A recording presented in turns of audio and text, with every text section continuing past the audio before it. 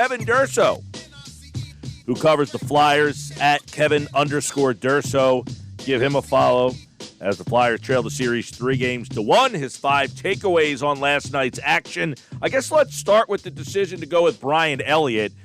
Did you have a problem with the decision, and do you think the decision led to the loss? I mean, I'm not blaming Brian Elliott. I'm just saying, would you have gone with Carter Hart there? I was a little surprised with the decision just because of the magnitude of the game, but otherwise I'm not really surprised by it. I think that Alain Vigneault took a look at what Carter Hart did in Game 5 of the Montreal series, which was also a back-to-back where he had played both ends, and he wasn't very sharp in that game. So I think that going with a guy who's rested and ready makes a difference there, and I think that that's why Brian Elliott got the start. And yeah, I didn't have he's not to blame for the result. It's unfortunate that he gave up 3 goals in the game, and it proved to be the difference. But he was sharp early in the first period. And if you have a problem with the start, or anybody out there does have a problem with the start, take a look back at that first period, because that first period he got peppered with shots, especially on that Islanders power play, and essentially kept the Flyers in the game because through 2 periods they had a shot. And it's just unfortunate that he was on the wrong end of 2 defensive breakdowns that led to goals for the Islanders and had to take the loss as a result. Yeah, and again, I'm not blaming Elliott either. I mean, obviously, they're in a spot with the back-to-back. You would not get that in a normal playoff year, but the Islanders also went with their backup goalie, and he played pretty well, man. He made a couple of big stops in the game. How big, was Thomas Greiss in that game? He was huge, and I find it hard to believe that somehow, I don't know who picks the 3 stars of the game, but he came out as the 3rd star of the game on the official report last night. I don't know how you pick him as the 3rd star of the game. He's the reason the Islanders won that game, because it seemed like every time he made a big save, especially in the 3rd period, that was when the Islanders had the answer and came back down the other end and scored a big goal. So he's the reason they won that game, no question. And that's something that Barry Trotz has relied on all year long for most of the season, actually. He would go back and between both of the goaltenders, and there was very few occasions where either one of them got back-to-back starts, with days between, because he just felt comfortable giving one guy a start and then going to the next guy and continuing to play that platoon back and forth. So they knew they could trust Thomas Greiss, especially for the performance he gave them in Game 2 after Semyon Varlamov was pulled in the first period, and he delivered big time in that Game 4 win, no question about it. What are your thoughts on Niskanen and Provorov this series? I know late Niskanen made a couple brutal mistakes, and that definitely costed them. But overall, I mean, I didn't think that they've played strong at all, really, this entire series. I think Ivan Provorov is trying to carry that pairing a little bit, and that's why he ends up looking poor on some of those counter rushes and transition plays. Like the 2-on-1 that leads to Brock Nelson's second goal is a good example of it.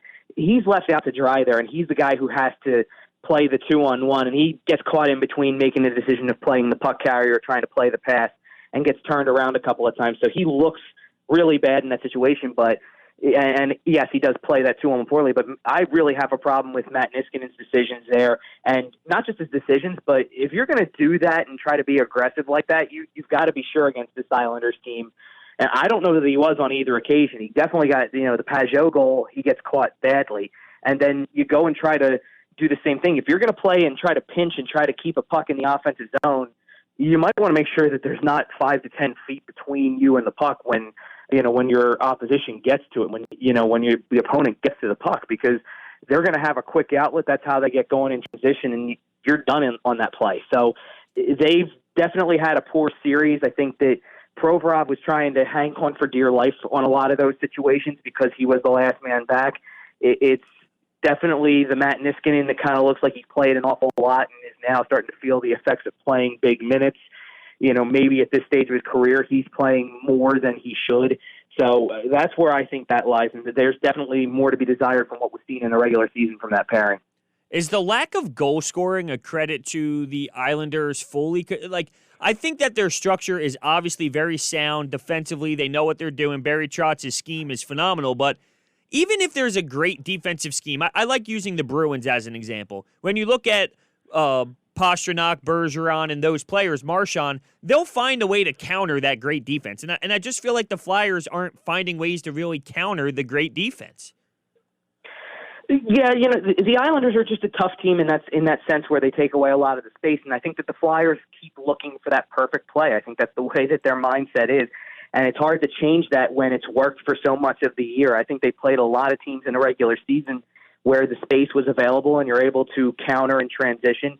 And I saw something that was kind of an interesting theory, that Alain Vigneault's system throughout the year was be aggressive on the puck, go and win those battles, and maybe they're trying to play it safe and prevent the counter rushes, and that's making them less effective on the forecheck, where they were so strong in the regular season and looked like a team that could dominate in the playoffs as a result.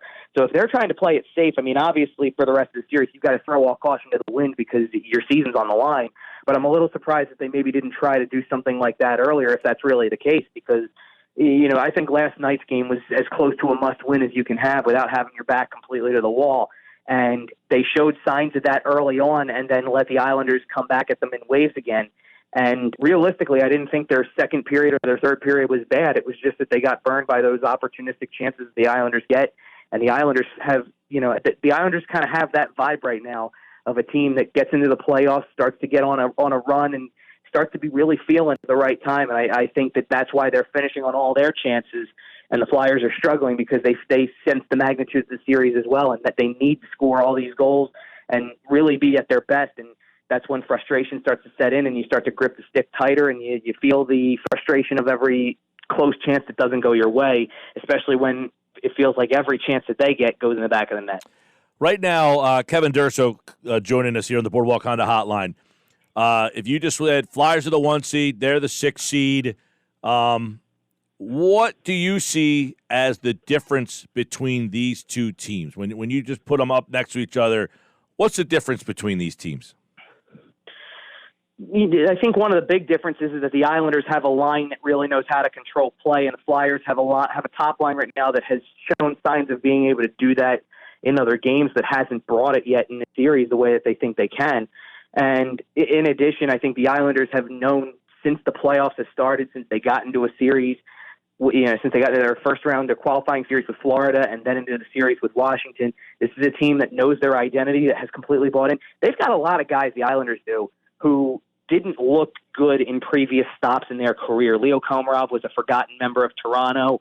Jordan Eberle has been bounced around a few times, was a high-profile player in Edmonton that was supposed to be this big scoring guy, and it really never panned out the way that they wanted for him. And now they've come into this system, and they're producing good offensive numbers, but what they're doing better is they're playing the defensive side of the game, and that's, again, it's a sign of buying into your coach's system.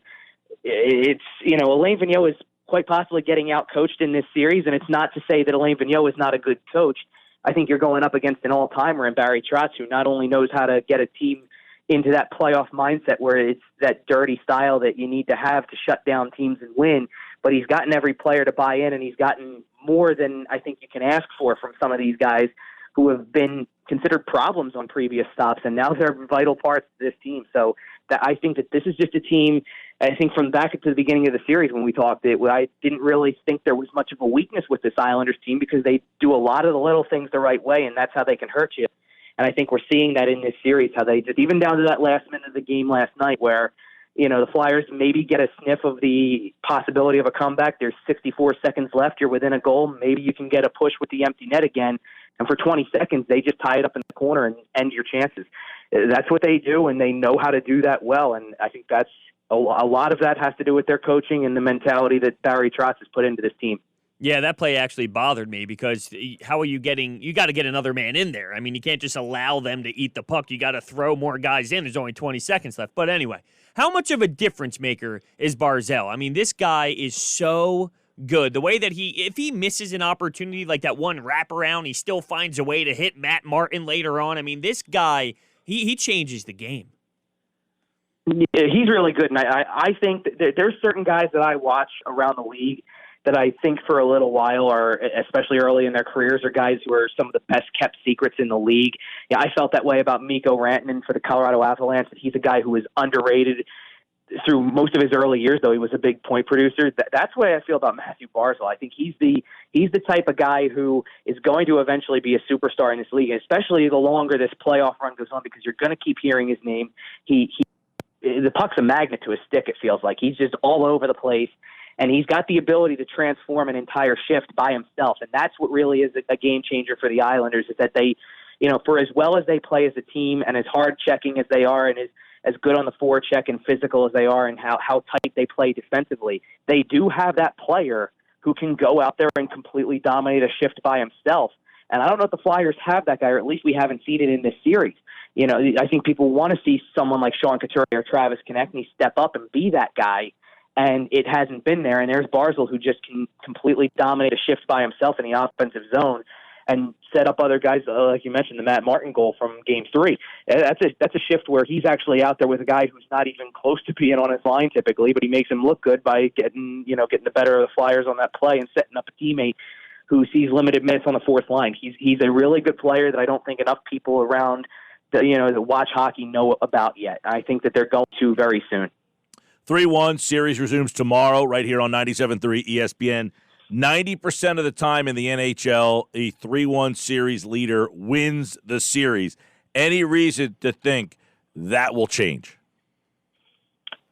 I don't think it's going to change. I think that there is a chance that this series could drag on longer than Tuesday, and I think the reason for that is Carter Hart. Now you're going to put Carter Hart in, and he's got the mentality to embrace the situation, to know it's a must-win game, and to be at his best, and that's probably the biggest factor the Flyers have going forward, is that they have a goaltender who doesn't let the stage consume him, and he just goes ahead and goes business as usual.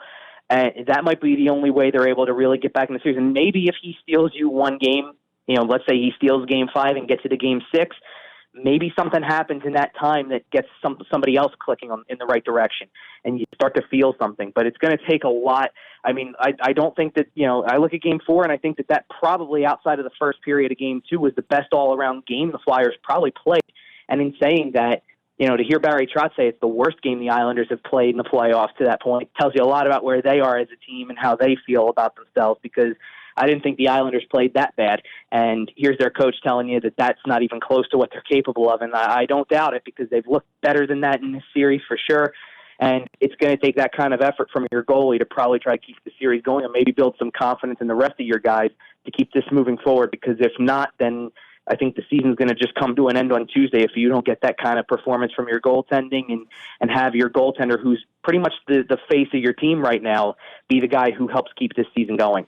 I guess we'll leave you with this. A lot of people going after the captain today, fair or unfair. But, Mike Sealski mentioned that he has one goal in 26 games and that his legacy is kind of taking a hit and that he knows it. I mean, how do you feel Claude Giroux is being looked at through this playoff series and quite frankly, the first round too? Here's the thing I think that is a claim to go with what Mike Sealski's saying is that, I'll take the goal number out of the equation here for a minute. And yeah, production's a big part of it when you're the captain of a team, but I think that the thing that really is defining Claude Giroux's legacy isn't the fact that he has one goal in his last 26 playoff games or whatever he hasn't been able to do from a production standpoint.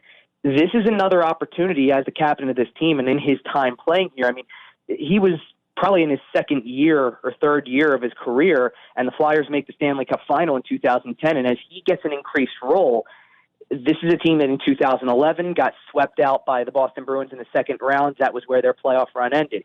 In 2012, he has a truly game-changing shift in Game 6 against Pittsburgh that helps them win that series, gets them to the second round. They win Game 1 of that series, and they don't advance beyond that. They lose the next 4, and the series is over. And then they hadn't won a first-round series since then up until this year when they beat Montreal. And again, you're looking at the possibility of another second-round exit where you lose 4-1. If his entire or close to his entire captaincy, and maybe a little beyond that, is defined by 3 different seasons where you get to the second round and you've won a combined 2 playoff games in the second round, that I think is what's helping define that legacy in that direction, is that he's part of an era right now where not only did they struggle to make the playoffs sometimes, but when they got there, they barely won in the first round, and then in the second round, they won a total of 2 games. I think that's where that's really being defined, because he's the leader of the team. He's the guy wearing the C, and that's what people see. And I think that that's the bigger number for me, is that 2 second-round wins in 9-10 years' time isn't going to get it done when you're the captain for 7 of them.